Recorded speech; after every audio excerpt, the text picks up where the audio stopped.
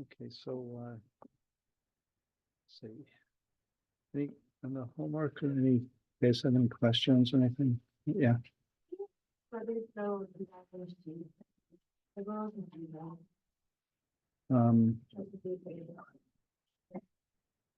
Yeah, let's see. So the first one's okay, right? The thing about the crowding is What comparisons are you looking for between the speed one and the digits? well, it's kind of the same thing, right? So he's got this green thing is this Bobo ball, right? And then the rest of it's a polymer is crowding it. So, I mean, the idea of these things is that in the environment, so if you want to fold a protein to make a native state protein, or we want to fold DNA into a double helix, so it's like meters long, and then it's going to fold into like sub-micron, like 0.1 micron or something. So anyway, so it's an extensive amount of folding, and it has to happen, and it happens in this crowded environment. So it isn't like a dilute solution. So, but all the theory is like dilute solution. So then how do the two match together? That's what this crowding business is about. Like what happens when you put these things crowd together, then how does a chain conformation change? That's the main theme. So there's a bunch of studies on that. And then this guy's doing that. And it's the same thing. So it's kind of the same thing, except his result in the end, it's like ND, his result doesn't match with kind of the intent. The intent was like to predict like protein folding. And then his thing is actually makes the chains expand. So that's kind of an odd result. So that's kind of like A and B, I guess. That just talk about like how they're slow and like there's Yeah, he's looking at the size change, and he's also looking at this chi parameter. He's got two numbers it gets. The chi parameter, it's like the interaction thing, and the size. So size you want to collapse down into this native state thing, which would be for us would be a collapsed coil. But so, and then I mean the collapsed coil will be the first step. You get to a molten globule. So you have an expanded coil. It goes to a molten globule, which is a disordered collapse state. And supposedly within that disordered collapse state, it's going to fold into whatever the structure it has to be, like the exact structure. So it's every protein's exactly the same when they fold down. So it isn't like there's like a molten globule, there's infinite number of different possible molten globules. No, they're solid, but they have different conformations inside of it. Anyway, so like how does that happen is what the question is. He doesn't, I mean, so it's just asking like to say like how does it fit in, I guess. Comment on the validity. So is this single molecule this bubble ball, is that a good model for anything in biology? So I mean you could say yes or no. I mean you kind of look at what Alfonso says. Overall, it's a pretty simplistic, it's like a shotgun type. So biology doesn't have shotgun. It doesn't have like you blow in radiation and cross-link something. So biology, everything's kind of planned, more or less, right? So when it isn't planned, that's disease. So basically the bubble balls aren't really a good model for biology because they're random, and then so that's why it might be inappropriate. Why it's appropriate, well, it's kind of the same thing, whether it's random or not, maybe that doesn't matter. It's still like a solid chunk of stuff that's interfering with the folding of the other thing. So depending on how interested you are on this subject, when you can answer this more or less. And you could do something. It could be that you don't care at all about this. I mean, it's not going to be like for a petroleum engineer or something, this doesn't really matter much. But if you're kind of interested in like the origin of life or something like that, like as a hobby, then maybe this is interesting. Yeah. But generally in science, this is super interesting. Like there's a lot of scientists that are interested in this, spending time doing it, including this group, right? So it might be worth just as a topical thing in case it comes up in Trivial Pursuit or something, to know about it. I mean, or just you might find that you're doing something that has to do with this. I mean, it'll connect together at some point possibly. Anyway, then the equation, so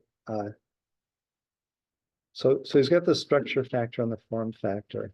So that's like the standard, this is a standard equation you see for scattering. So you have the form factor, which is this S. This S is the structure factor, I guess, here. So, all right, one thing about these two things is that people use them interchangeably a lot.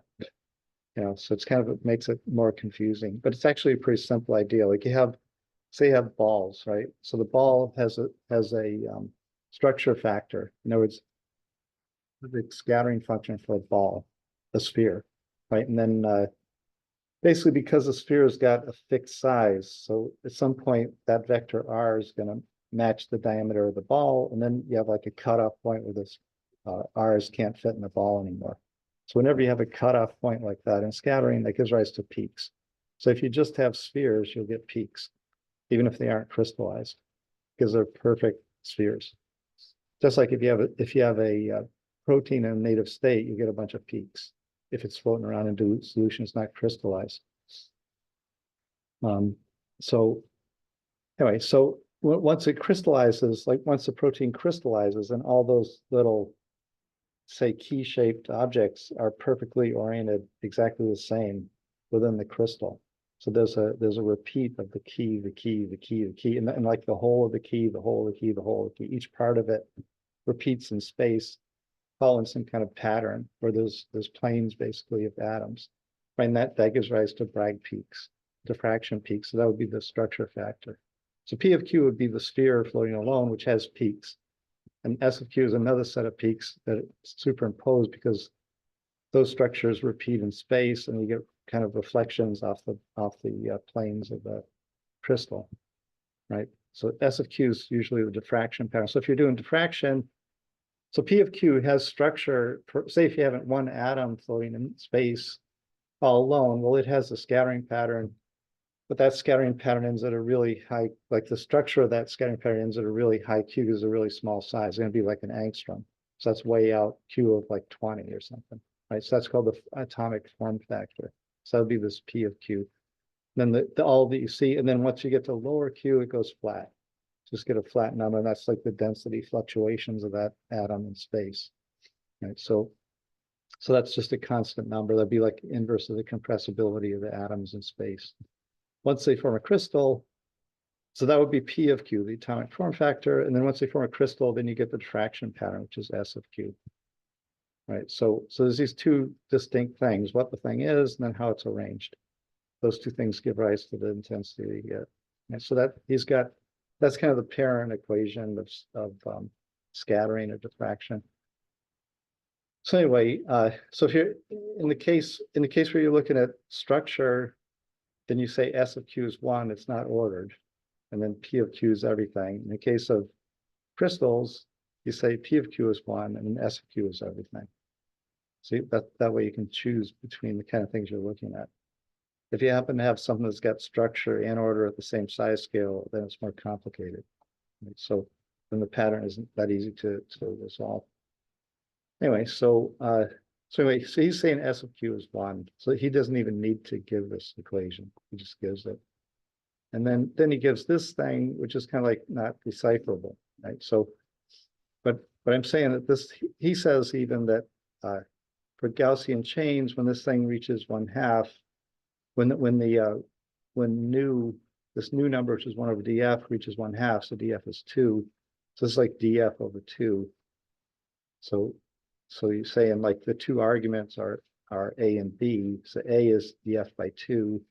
So df by 2 minus 1 would be like 0 for the Gaussian one, right? So a is df by 2, df is 2, that's 1 minus 1, 0. So that means t to the 0 is 1. Then e to the minus df by 2. E to the minus t, which goes from 0 to b, and b is u. So u is the what? U is this thing. U is the Debye q squared r g squared thing, but modified for things that aren't 2.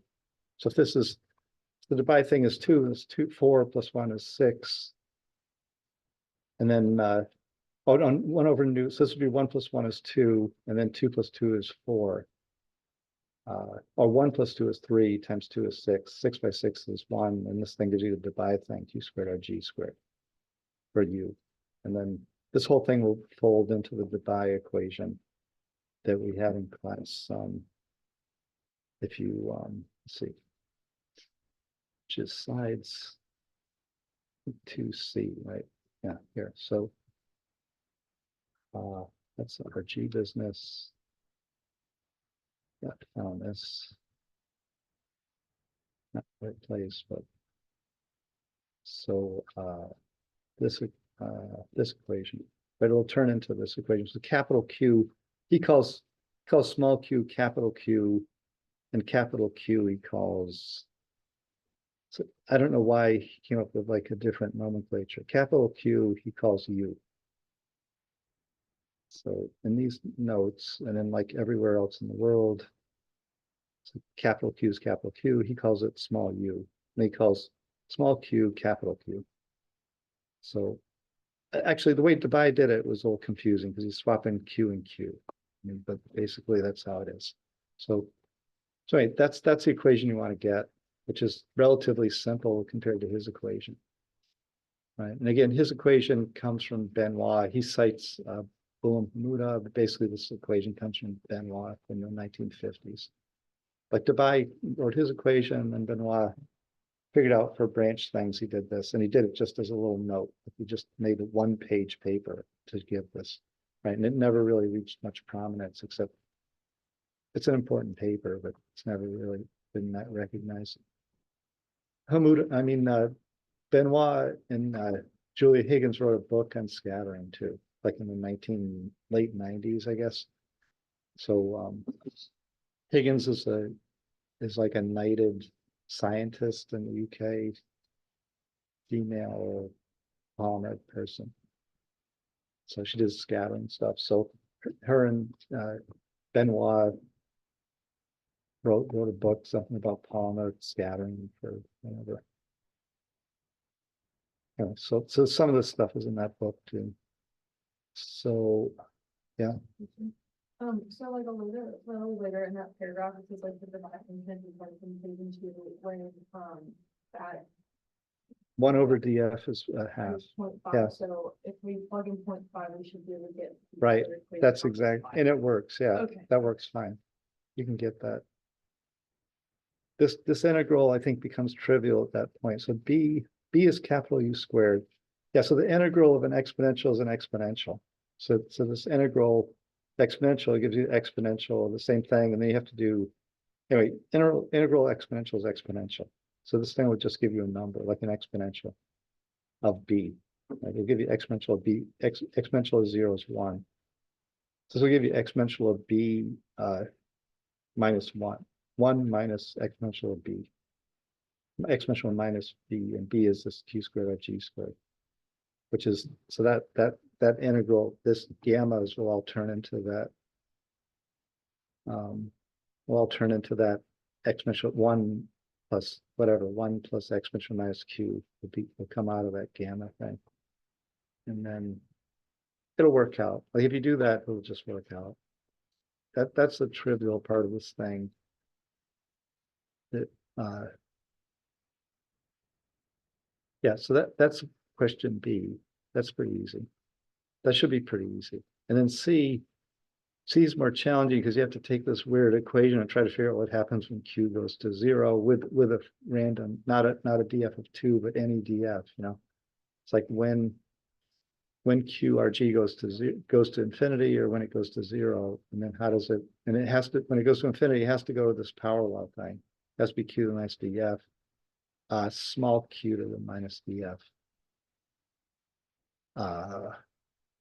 Oh no, let's see, his big Q is small q? Yeah, his big Q is small q. Okay, his big Q goes to infinity. That's right. And then Q goes to minus df. That has to be that power law by Q, and that low Q, that you have to get Gauss's law out of it. So when Q goes to 0, then it has to get Gauss's law. That one. So this second one should be kind of easy to do. The first one would be more hard. You have to do this expansion of exponential to get it. So wherever he has. So this expansion will help, but when you go do that, I think you'll find out, no, that'll work out. That can work out.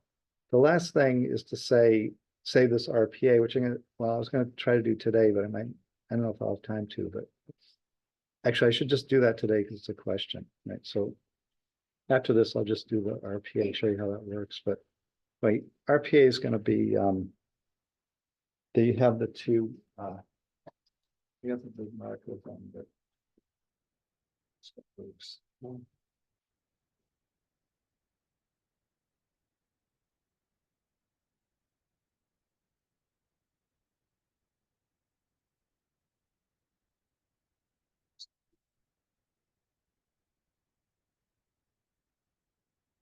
So it's going to be like 1 over, so I think he calls it S of Q, but it could be 1 over I of Q. And then equals 1 over, like the composition, say, times the scattering of the one, like the A component, if it's dilute, and then plus the 1 over the scattering of the, so this would be concentration A and B, that's A and B. And then SB. So that 0 here means like the dilute case, like so that would be the divide function. This thing is the divide function. That equation, right? So, and then it's like minus 2 chi AB between the two. So that's the RPA equation. Minus again, it's minus one. 2 chi is the chi parameter. Chi is the delta E over KT is a volume. The average energy of interaction between the two, and the average energy is that thing equals energy like Polymer plus energy solvent minus 2 energy Polymer solvent over 2.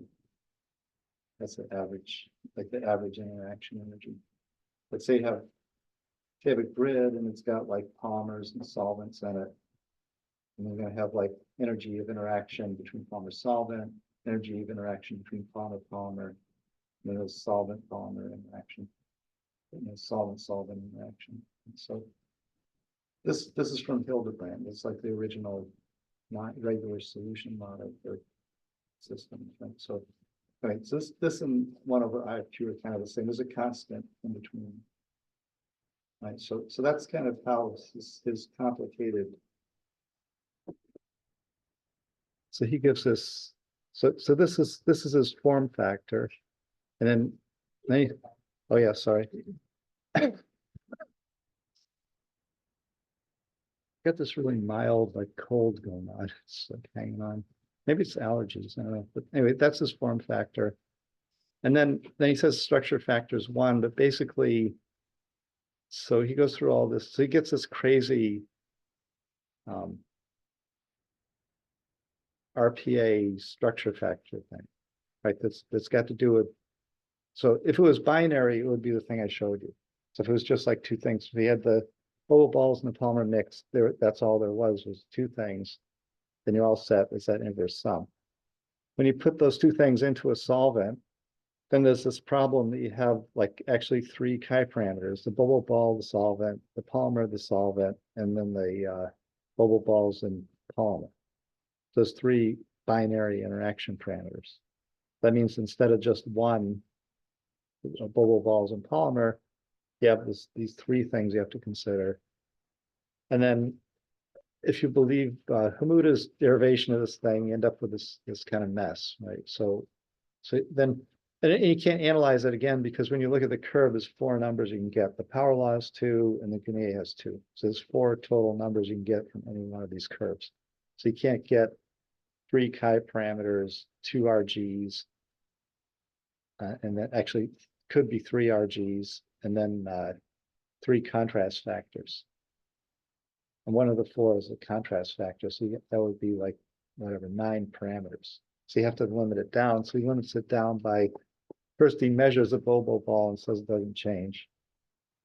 So that's good. And then that gets rid of, I don't know, 3 of them, 4 of them or something, 4 parameters. because you have the contrast for blah, blah, blah too. And then he makes an assumption about the chi's here. He says that the chi, so he limits it down, chi 1323 is chi, and then he says chi 12, which is the interaction between the polymer, which seemed to be the main thing that you would want to know about. But he says that's 0. So there's no interaction. So because he makes bubble balls that match the polymer. In other words, they're both plexiglass, PMMA. And DMF is a solvent. It dissolves screwdriver handles. Like it'll dissolve anything. It's really a crazy solvent. You know, if you spill it, the table dissolves. Things like that, you know, so it's like kind of a weird thing to work with. Anyway, so it can dissolve plexiglass, which this stuff is. So the two things are the same. So he says the chi is the same. This statement like actually makes it so that it isn't the biology situation at all anymore, right? Because the biology thing relies on the fact that whatever the DNA folding and the polymer environment are different things, because then the polymer environment can guide it through the enthalpic interactions. So he throws that all out the window. Like he starts out with this introduction of like, here's this beautiful framework. We're going to simplify a little bit by throwing out anything that's important out the window. You know, and then we get a result that doesn't agree with what we want to see, which is a collapse. So the whole thing is a little bit like, but it's an effort, you know, so you can't really criticize it that much. But basically, when you start to look at it, it's kind of like, well, once you do that, then this has nothing to do with biology, you know. So anyway, so if you make all those assumptions, you can get it down to the 4 parameters that you can possibly measure out of that curve. Like the power law is 2, the Guinea has 2. So there's only 4. So at one point you have to touch base with reality, you know, and step back and say like, look at all these parameters and the thing has 4, you know, so where are the 4? You know, so anyway, so the idea is like, can you get this mess, right? So that's one. So there's a couple of steps when you're faced with something that's insurmountable, right? Equation wise. One is like, go to reality and say, what can I actually, how many things can I measure? How many kinds of animals are there here? You know, like, and if you're trying to predict that there's the entire universe of animals, you can't get it from that data. So you need either more data or make some assumptions, like throw things out like chi is 0, things like that. So, right, so he did that. So that's reasonable. And then the next thing is, I know a case where I know the answer to this mess, and it's not so complicated. So can I get that answer out of his mess? Yes or no? If the answer is no, then his mess, no matter how he got it, is wrong. Okay, right? I mean, it has to be wrong if you can't predict the thing that you know for a fact, right? So anyway, that's I'm asking you to do that test, and once you start so you have to write down the mess that he did. So you write down like this mess, but then you're going to have like all these. So the chi 12s are going to disappear out of this because they're 0. And the chi 13 and the chi 23 are the same. So these equations kind of simplify some when you do that. And then these equations have the same argument in them. So like this 1 plus u, whatever, those things start to cancel out when you put in his assumptions. And then it starts to simplify, but then in the end, I don't have my notes on this actually with me, but basically in the end, you find out that you have to say something kind of weird, like that you're at the equilibrium point, which is when the entropic part and the chi are equal. Like he says that in here somewhere. He says it's like in terms of his stuff in here. So basically, you know, in the free energy, you have the free energy of mixing would be 0, and you have x ln x plus x ln x plus chi times phi 1 phi 2. So when the enthalpy part equals the entropy part of that equation, then the delta G goes to 0, and you're at the critical point, like the phase separation point. So there's possible chi value where that goes to 0, and you're at the phase separation point. And see, when chi is lower than, so when chi equals 1/2 this thing, 1/2 1 minus phi, that's when the enthalpy, the chi, and the entropy balance each other, and the thing is at the critical point, right? So in this equation, you'll get to that point in this equation if you're, so that thing's right here, right? This thing has to go to 0. like 1/1 minus phi p minus 2 chi, that thing, when that's 0. So you find out that when that thing goes to 0, you get the RPA equation. But so, I mean, if you get to that point, you may not get there. If you don't, it's okay. But basically, if you get there, you get to the point where this is where I got to, that the only way I could get the RPA out of it, inverse sum, is if this thing goes to 0. And otherwise, you have this extra term in there.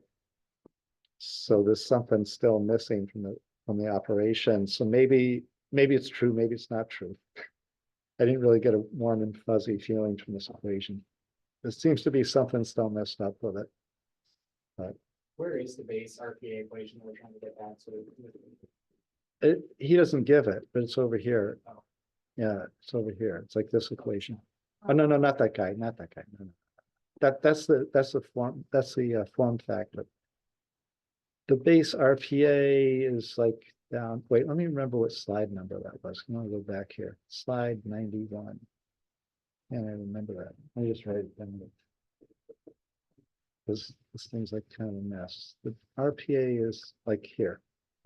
Well, for one component, it's this. It's like concentration over your thing, and then the sum of the dilute ones at the dilute concentration you measured it at. It's like the 1, the 2, be this one plus the 2, and then minus 2 chi. If you multiply by 5, it's times 5. So it's basically that equation. I must have that here. Anyway, it's kind of, yeah, it's a little bit of hard to, anyway, you can try to do it. Let's see. I just have a question. I want to see, so what is your thoughts on the bubble balls and the polymers being, like their chi's being equal? So I feel like they're inherently different, but I was just wondering why he says that they were. Oh, because they're, all right, no, he shows in scheme 1, is this the paper? No, I just did something there. So this is PMMA plexiglass, right? It's acrylic is this group. It's methyl and acrylic because it's got a methyl group here, and it's probably methyl here, meth acrylate. That's plexiglass, right? So that's a popular polymer.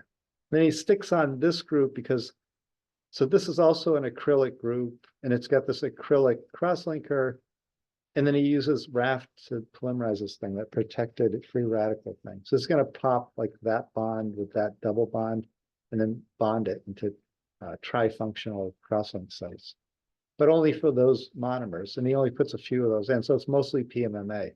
So he's got green is his PMMA, red are these cross-linking things, which are also acrylic. So it's kind of also the same chi maybe, right? And then the gray things are just PMMA, just that guy, except he deuterates it. And deuteration doesn't do anything.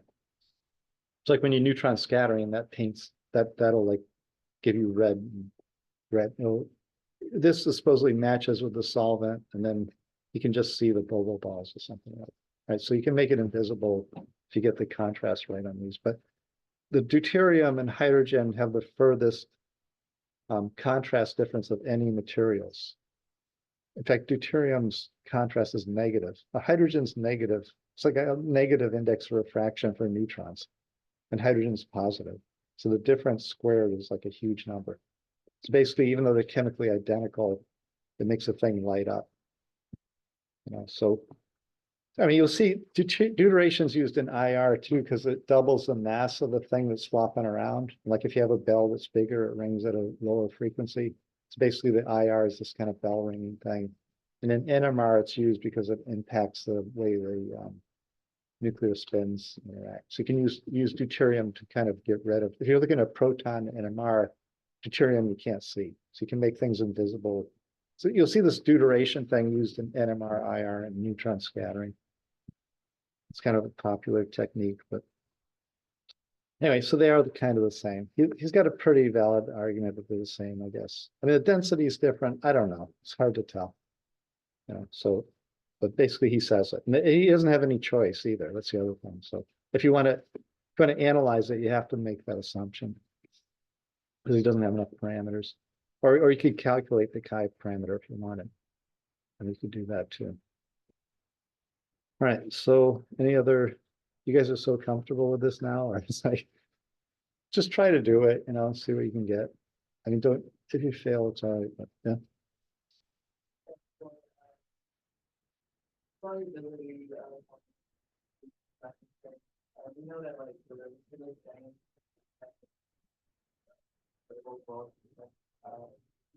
Where they will make it, but what I'm confused is when we take the lab, that typically kind of means compacted load. We're not. Yeah. Uh, but we know that I have a couple. Like just the word. Oh, the wording of which question? A. Let's see, comment ways. Well, not E, all right. Reduces cellulose and chain collapse. All right, so that's what you want to see is chain collapse, because when you're going to take a protein's going to be like maybe 50 micron. If you stretched it out, 50 micron, it collapses down to like I don't know, 100, 200 nanometer, so 0.2 micron. So 50 to 0.2 in the process, and when it's at 0.2, then it can do things like insulin. It can make stuff work, right? Digest whatever glucose or something. But if it's stretched out, it's totally useless. You just die if it's stretched out. Nothing happens. So a lot of diseases are like the protein unfolds, like cataracts, supposedly like the proteins in your eye, UV makes them break apart, and then when they refold, they make beta sheets, and the beta sheets make cataract, white eye, whatever. Right, so yeah.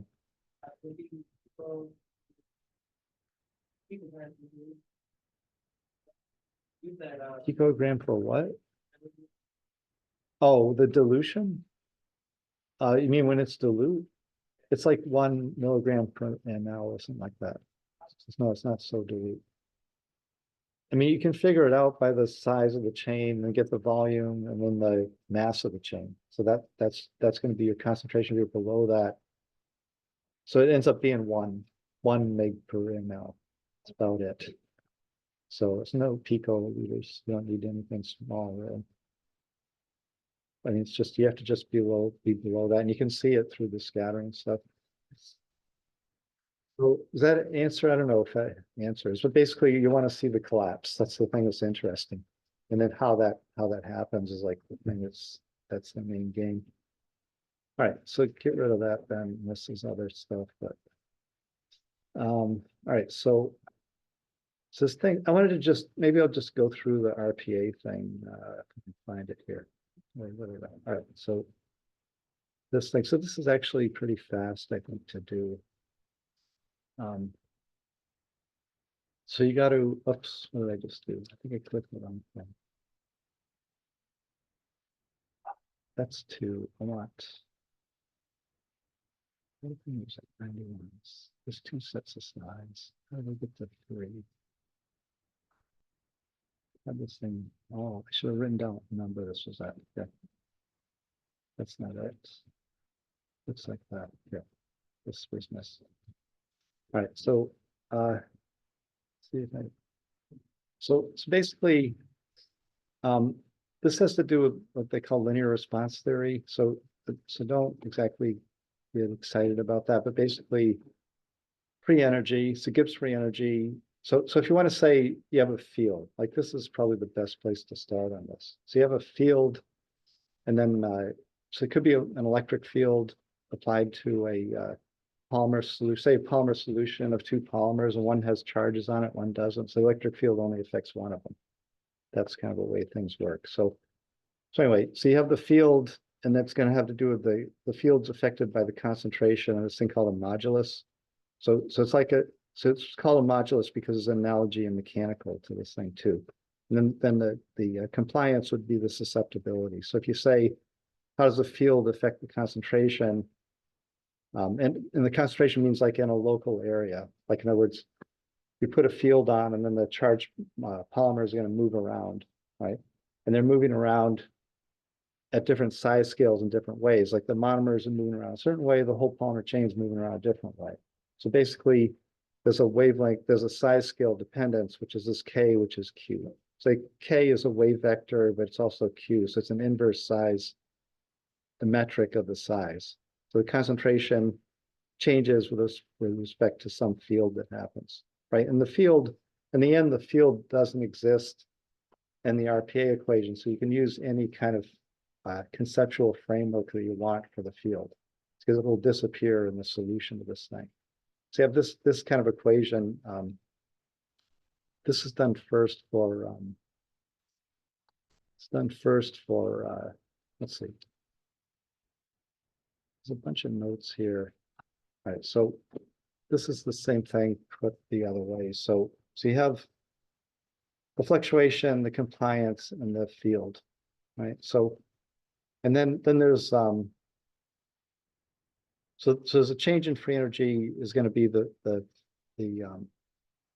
field times a change. So the change in free energy with respect to the concentration is the field. That is the field. So the field is how the free energy changes with respect to concentration. And if you plug in that the field can be defined in this way, end up with that. You can plug in that field is concentration by phi. So you end up with concentration. The one over alpha is the 1 over the susceptibility is the modulus. You have the modulus times the concentration replaces the field. Then the free energy change fluctuation times that business. Right. And if you integrate that, you get this equation, which is that the free energy is related to the concentration squared. So this thing kind of looks like a spring equation for free energy. Like you have, and then the field would take the place of force. It's like, and for the spring, when you do the simulations, the spring is always the distance squared times the modulus gives you the free energy. And then the integral of that gives you the force times distance gives you the energy. Right, so force times distance. In this case, distance becomes the concentration. That's why, so that's where the origin of the idea of calling this modulus and that thing susceptibility kind of comes from. Actually, the susceptibility goes with this business about field, and the modulus kind of goes with the mechanical concept of the thing. Anyway, it's just a framework to talk about how free changes with some kind of thing that you apply to the system, right? And so the concentration these are concentration fluctuations that you're looking at here. So anyway, so if it's thermally equilibrated, then the average free energy of the thing has to be KT, and then KT has to equal this thing to end up with this expression that relates the modulus, the average concentration, KT, and then this thing has to be a Boltzmann distribution because KT, that means that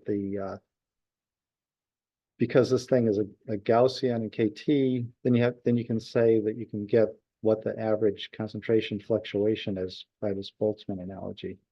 So you end up that this thing is going to be, so you have the free energy, which is the modulus by 2 times phi squared in this thing, and then by KT is the Boltzmann by KT, and then this thing is also Gaussian, so you can say the mean of that.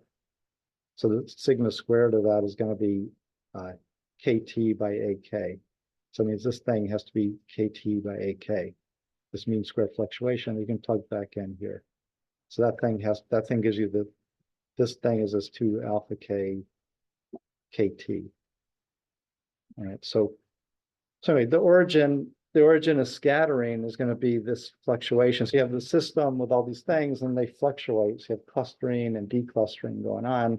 And if it's a uniform system, that's what gives rise to the scattering. Like that's the origin of scattering, the contrast between the cluster things and the non-cluster things.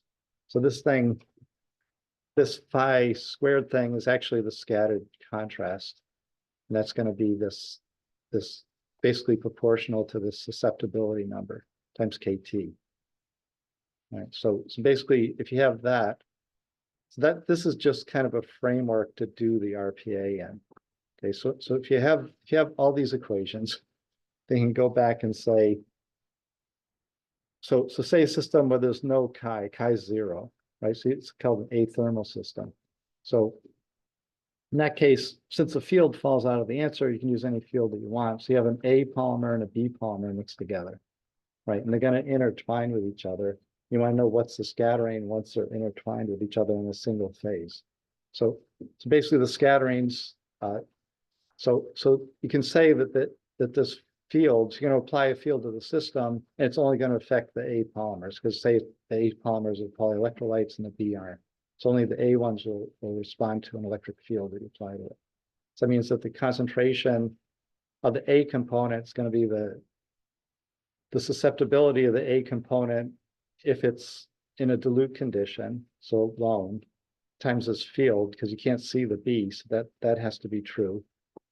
And then this alpha K zero is the thing that you want to get out of the system, right? So you want to get the scattering from the system under that condition, right? So you can say that there's also something that there's, because it's incompressible, if you move an A to the left, the B has to fill the hole.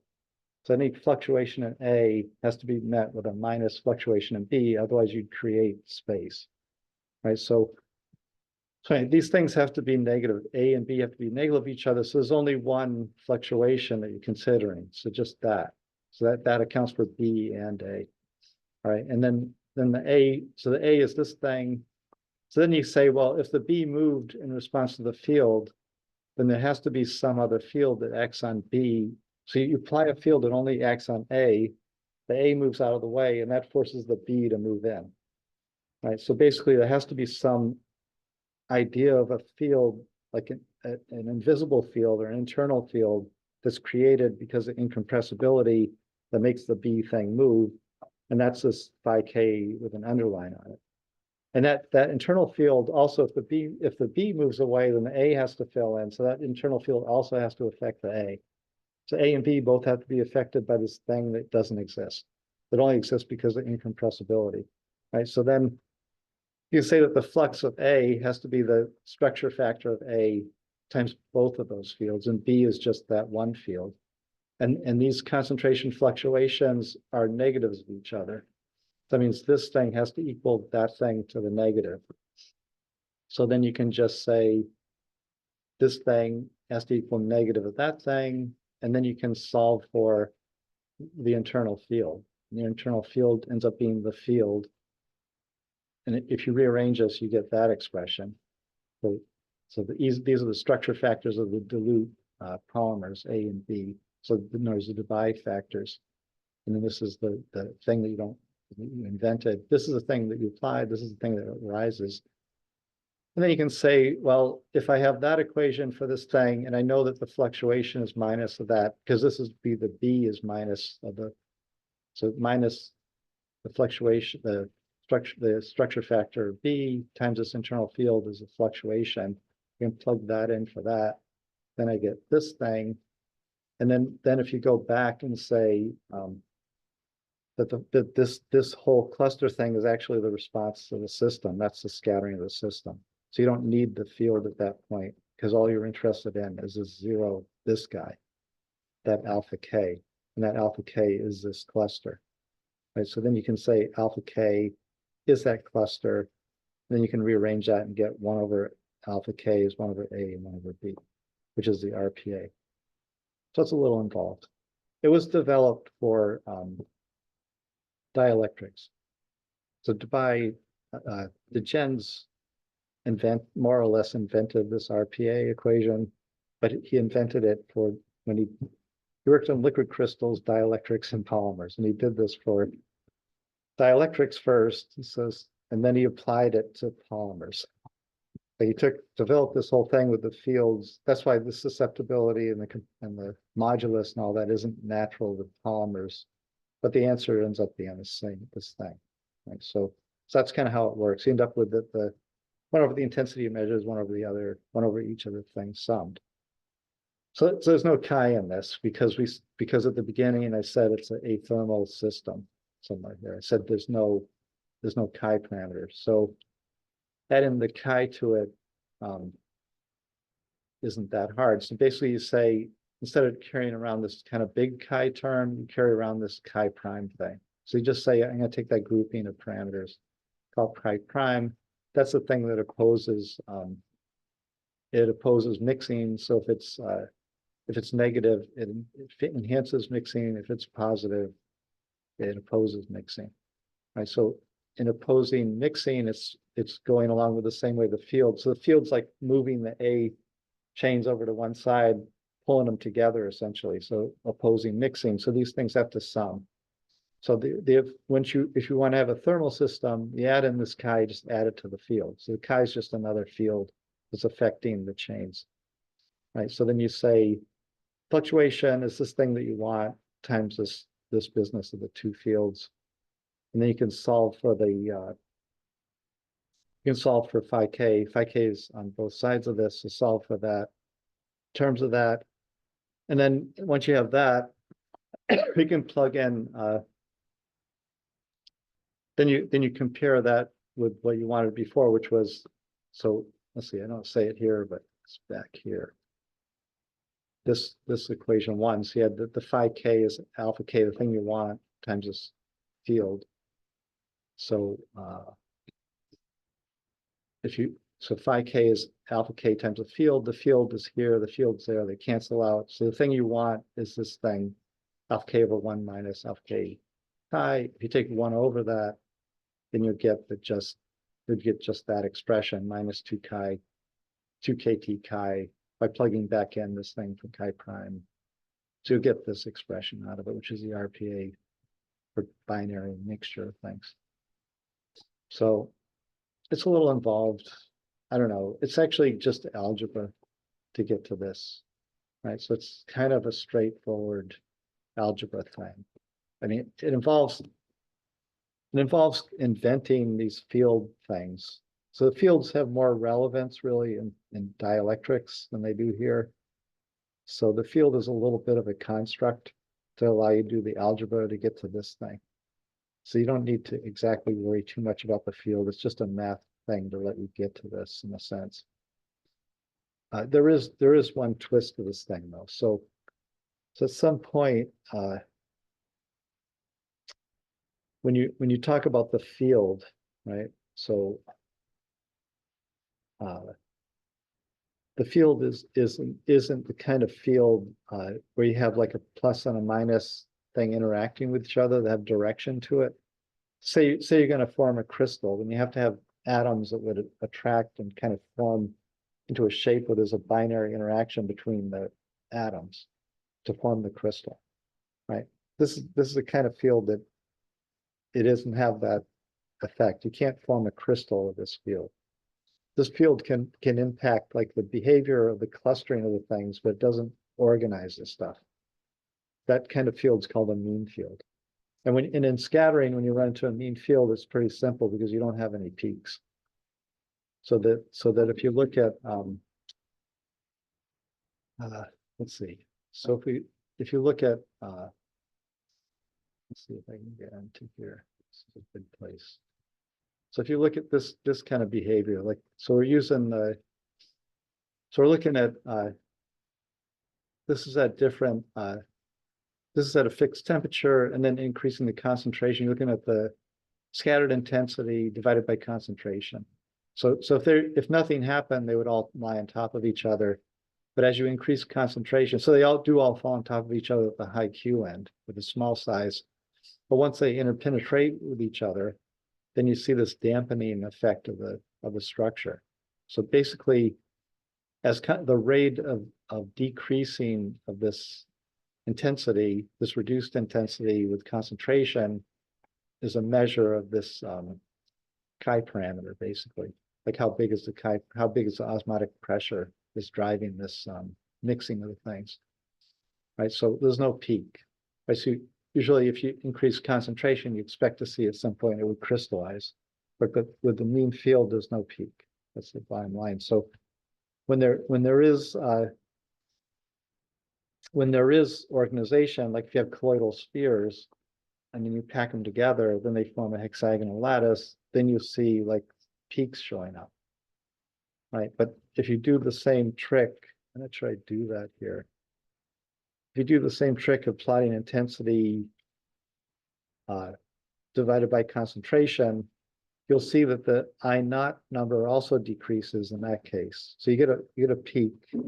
To fix these slides and get that better. So you see, if you divide this intensity by concentration, you'll see that it drops at low Q here as the concentration increases. So the crystals form, you get peaks, but also even at low Q, you get this same drop that you see with the mean field. So both of them have this I naught number that drops as you increase concentration that has to do with this chi parameter thing. Each of going on. those hills is a lattice forming. Yeah, each of those hills is like a diffraction peak showing up.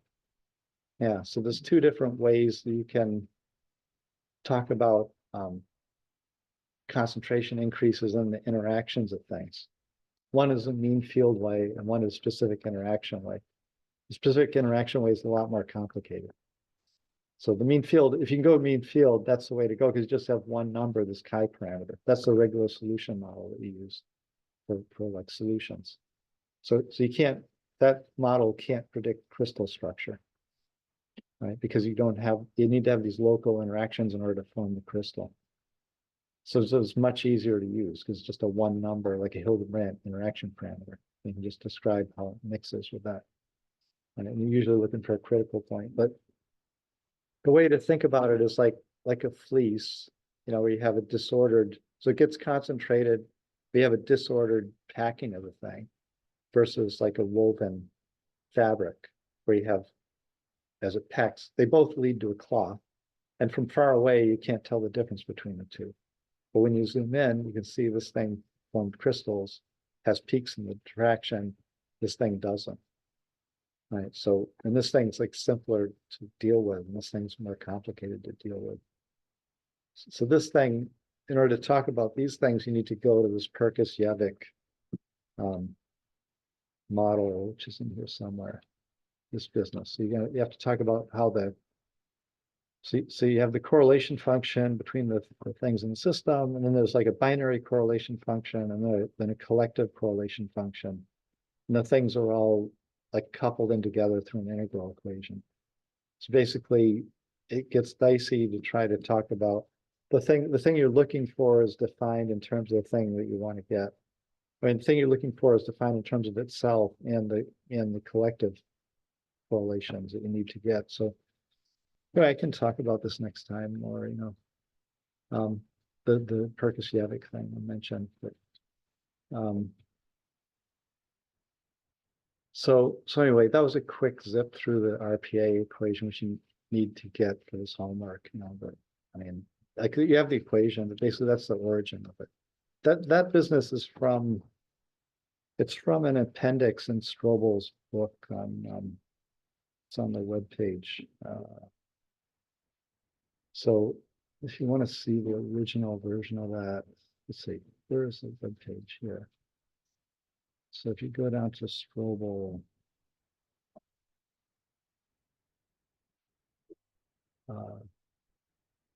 this comes in, and then the appendix of this book.